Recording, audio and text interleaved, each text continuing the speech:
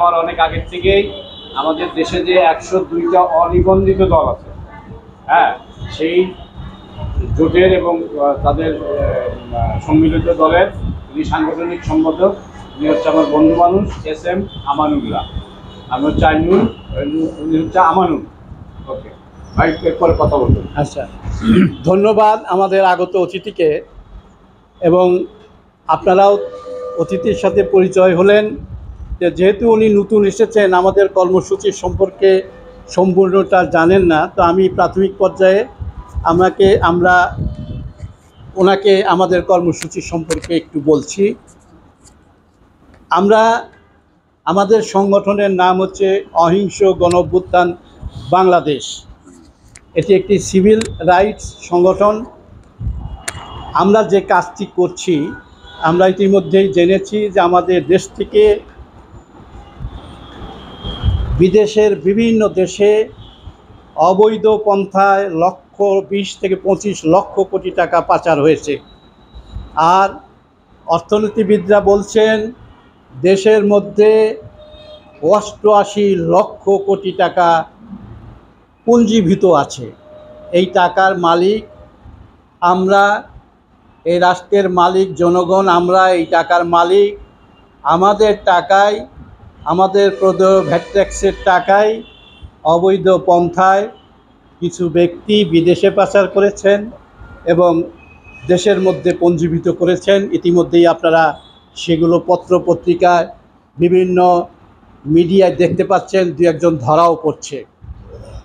তা আমরা দীর্ঘদিন ধরে এই কথা বলছি এবং আমাদের একটা সুনির্দিষ্ট কর্মসূচি দিয়েছি। সেই কর্মসূচিটা হচ্ছে একটি আইন প্রণয়ন করা।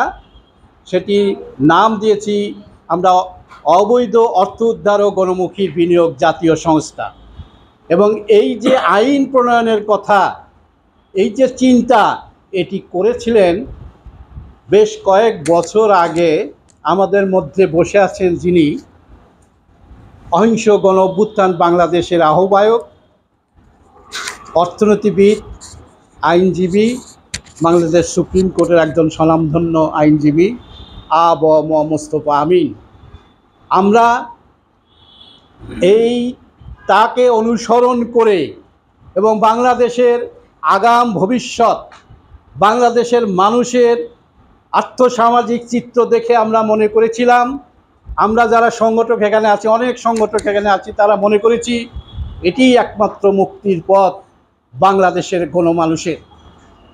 এবং সেই মুক্তির পথে হাঁটতে হাঁটতে হাঁটতে আমরা ইতিমধ্যেই সারা বাংলাদেশের 1 কোটি মানুষের কাছে পৌঁছে গেছি।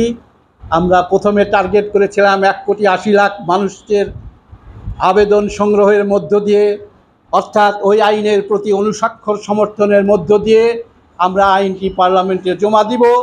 আমরা সেই লক্ষ্য অর্জনের কাছাকাছি চলে এসেছি।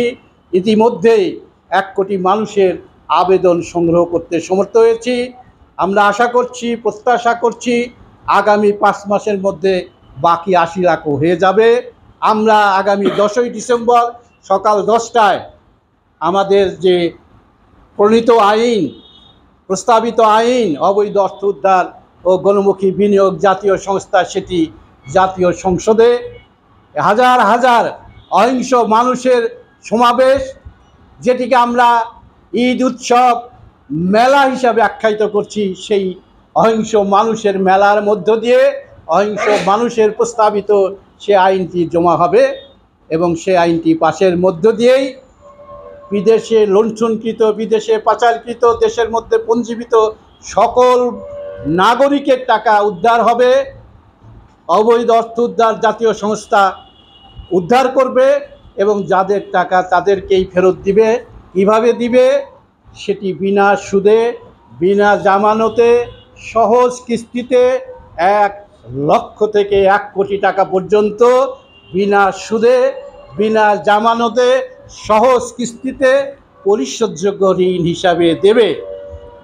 এই কাজটি আমরা করছি।